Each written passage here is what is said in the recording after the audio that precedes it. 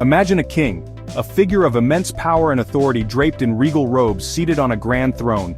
His word is law, his decisions absolute, yet he is not just any king, he is a distant king, separated from you by a vast ocean. He lives across an ocean, he rules your life, you have no say. His decrees reach you through letters and messengers, but you have never seen his face. You feel the weight of his rule in every aspect of your daily life. This was life for the American colonists. They toiled and struggled, building homes and communities in a new world, yet always under the shadow of a monarch an ocean away. They were ruled by the British king, George III, a king who saw the colonies not as a land of opportunity, but as a source of revenue and power. The colonists had journeyed to America for a better life. They yearned for freedom. They sought a place where they could govern themselves, make their own decisions, and live without the heavy hand of distant rulers. But the king and his government saw things differently.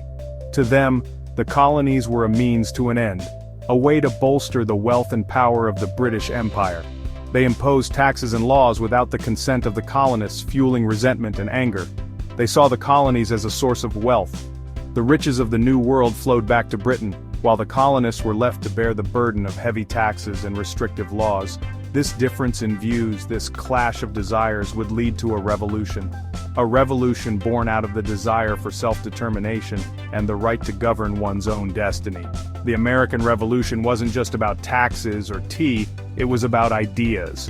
Ideas that challenged the very foundation of monarchy and colonial rule. Ideas like freedom and self-government.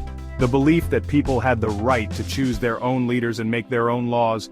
It was about the courage to stand up for what's right, even when it means fighting your own king. The colonists were willing to risk everything for the chance to create a new nation based on principles of liberty and justice. The revolution was a long and bloody struggle. Battles were fought, lives were lost, and the outcome was never certain. But the determination and resilience of the colonists never wavered. But in the end, it gave birth to a new nation, the United States of America. A nation founded on the principles of liberty and equality, where the people had the power to shape their own future.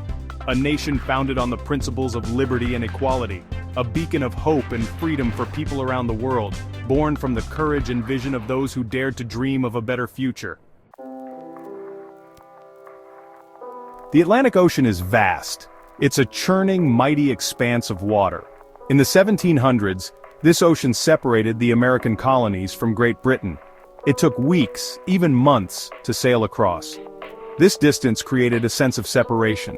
The colonists started to feel different from their British counterparts. Life in the colonies was different. It was rugged, independent. The colonists had to rely on themselves. They built their own homes, grew their own food, and created their own governments. This bred a spirit of self-reliance, a belief in their own ability to govern themselves. The seeds of discontent were sown. Across the Atlantic, a new era of thought was dawning, the Enlightenment.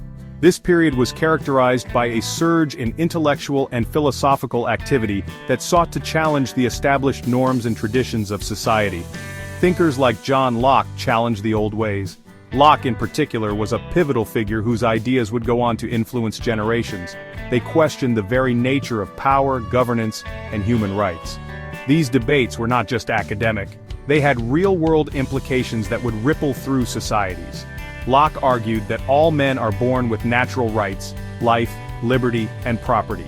These rights were inherent and could not be justly taken away by any government. He believed that governments derived their just powers from the consent of the governed. This was a radical departure from the divine right of kings, which had dominated European political thought for centuries.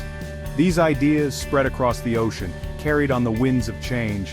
They were discussed in salons, written about in pamphlets, and debated in public squares.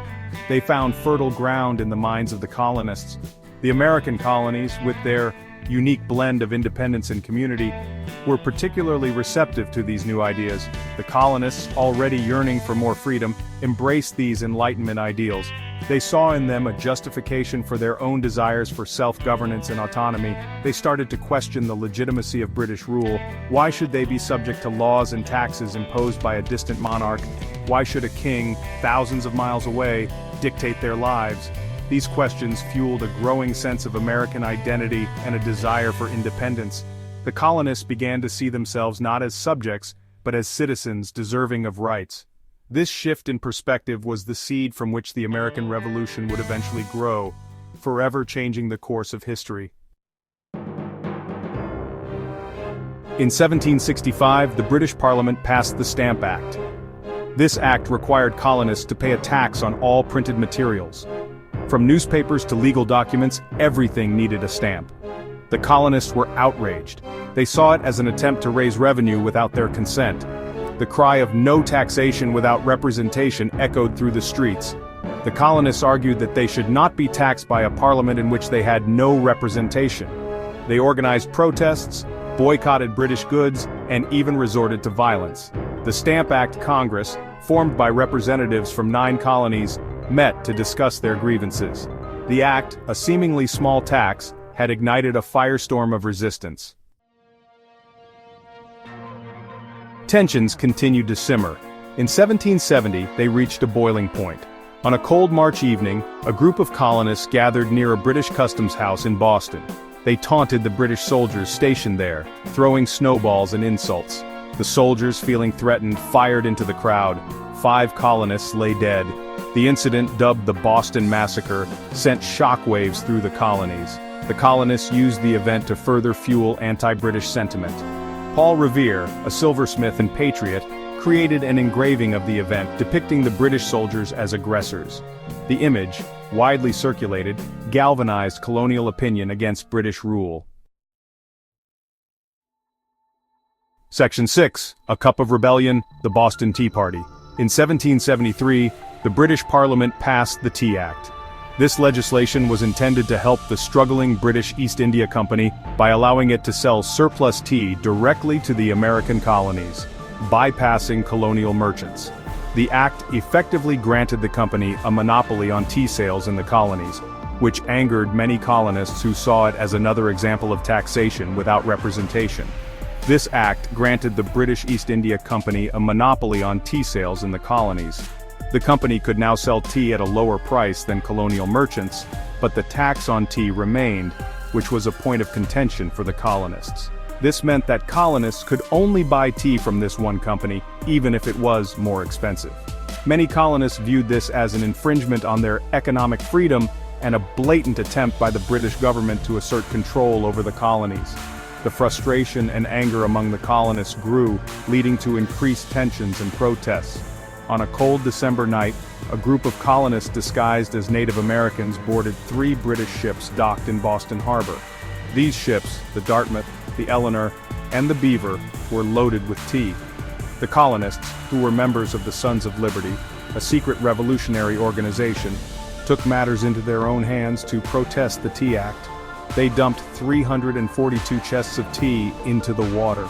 This act of defiance was not just about the tea, it was a powerful statement against British rule and the unfair taxes imposed on the colonies. The tea, worth nearly £10,000, was a significant financial loss for the British East India Company. This act of defiance, known as the Boston Tea Party, was a direct challenge to British authority. It was a bold and daring move that demonstrated the colonists' willingness to take drastic measures to defend their rights and liberties. The event sent shockwaves through the colonies and across the Atlantic to Britain. It showed the world that the colonists were willing to fight for their rights, even if it meant breaking the law. The Boston Tea Party became a symbol of resistance and set the stage for the American Revolution, as it united the colonies in their fight against British oppression and inspired future acts of rebellion. Section 7, Taxation Without Representation, the Cry of a Nation. The colonists' anger stemmed from a core principle: no taxation without representation. They believed that they should not be taxed by a government in which they had no voice. The British Parliament, however, saw the colonies as a source of revenue. They argued that Parliament had the right to tax the colonies, representation or not. This fundamental disagreement over representation lay at the heart of the conflict. It fueled the flames of revolution, driving a wedge between the colonies and Great Britain. The colonists' cry for representation resonated with Enlightenment ideals, challenging the very foundation of British rule. Section 8, The Breaking Point, From Protest to Revolution. In response to the Boston Tea Party, the British Parliament passed a series of acts known as the Intolerable Acts. These acts were designed to punish the colonists for their defiance. They closed the port of Boston, restricted colonial self-government, and allowed British troops to occupy private homes. The colonists, now facing the full might of the British Empire, had to make a choice: submit or resist. In 1775, the first shots of the American Revolution were fired at Lexington and Concord. The colonists, once loyal subjects, took up arms against their king. Section 9. A Legacy of Freedom, the Revolution's Enduring Impact. The American Revolution was a long and brutal struggle. But in the end, the colonists emerged victorious, securing their independence and establishing a new nation, the United States of America. The revolution had a profound impact, not just on America but on the world. The Declaration of Independence, with its powerful words about liberty and equality, inspired revolutionaries and reformers across the globe. The American experiment, a daring attempt to create a government based on the consent of the governed, became a beacon of hope for oppressed people everywhere. The legacy of the American Revolution lives on, a testament to the enduring power of freedom.